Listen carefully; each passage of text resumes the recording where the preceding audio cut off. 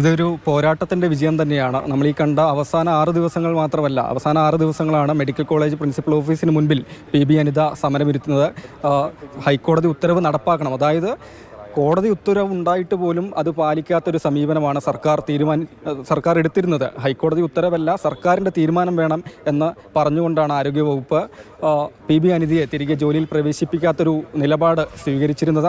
P Anitha സമരമിരുന്നു. ഹൈക്കോടതിയിൽ കോടതിയലക്ഷ്യ ഹർജി നൽകി. സർക്കാർ ഇതിനെതിരെ കഴിഞ്ഞ ദിവസം റിവ്യൂ ഹർജിയും നൽകി. എന്തായാലും ഇന്നലെ രാത്രിയാണ് പി അനിതയെ തിരികെ കോഴിക്കോട് മെഡിക്കൽ കോളേജിൽ തന്നെ പ്രവേശിപ്പിക്കും എന്ന് വ്യക്തമാക്കിക്കൊണ്ട് സർക്കാർ ഉത്തരവിറക്കിയത്.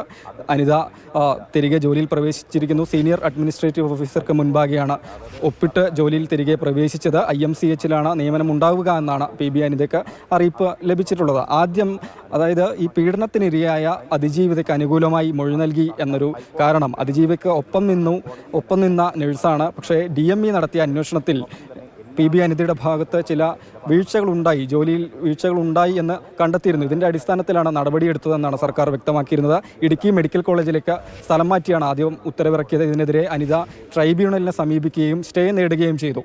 ഇതിനൊക്കെ പിന്നാലെ സർക്കാർ ഈ സ്റ്റേ കാലാവധി അവസാനിച്ചതോടെ സർക്കാർ വീണ്ടും ഇടുക്കിയിലേക്ക് തന്നെ സ്ഥലം മാറ്റിയുള്ള ഉത്തരവ് ഇറക്കുകയായിരുന്നു. അനിത ഹൈക്കോടതിയെ സമീപിച്ചു. ഹൈക്കോടതിയിൽ നിന്ന് ഉത്തരവ് വന്നു. പക്ഷേ അത് പാലിക്കാൻ സർക്കാർ തയ്യാറായില്ല. പ്രതിഷേധത്തിലേക്ക് പോയി.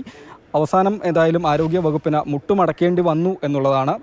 ഇതിനാണ് ഈ സമരം തുടരുന്ന സമയത്ത് തന്നെ അനിതയെ കുറ്റപ്പെടുത്തിക്കൊണ്ടുള്ളൊരു നിലപാട് പ്രതികരണം ആരോഗ്യമന്ത്രി നടത്തി. അതിൽ പറഞ്ഞിരുന്നത് അനിതയുടെ ഭാഗത്ത് വീഴ്ചയുണ്ടായി, ഇത് കൃത്യമായി ഹൈക്കോടതിയിൽ ബോധ്യപ്പെടുത്തും എന്ന് തന്നെയാണ്. മെഡിക്കൽ കോളേജ് തള്ളി പറയുന്ന ഒരു സാഹചര്യമൊക്കെ ഉണ്ടായിട്ടുണ്ട്. അവിടെയാണ് പലരും ചോദ്യം ഉന്നയിക്കുകയും ചെയ്ത് ആരോഗ്യവകുപ്പ് മന്ത്രി ഒരു സ്ത്രീ അല്ലേ, അങ്ങനെ ഒരു സ്ത്രീ തന്നെ മറ്റൊരു സ്ത്രീക്കെതിരെ പോരാടുന്ന ഒരു സ്ത്രീക്കെതിരെ നീതി നിഷേധത്തിന് നടത്തുന്നത് എന്തുകൊണ്ടെന്നുള്ള ചോദ്യങ്ങളൊക്കെ ഉയരുന്ന ആ ഒരു പശ്ചാത്തലത്തിൽ കൂടിയാണ്, ആ ഒരു സാഹചര്യത്തിലാണ്. ഇനി അനിതയ്ക്കുള്ളത് 6 വർഷത്തെ സർവീസാണ്. അവിടെ അനിത ആശങ്ക പ്രകടിപ്പിക്കുന്നുണ്ടോ? 6 വർഷം എങ്ങനെ മുന്നോട്ട് പോകാനാണ് അവർ, ആ ഒരു കാര്യത്തിൽ അവരെന്താണ് പറയുന്നത്?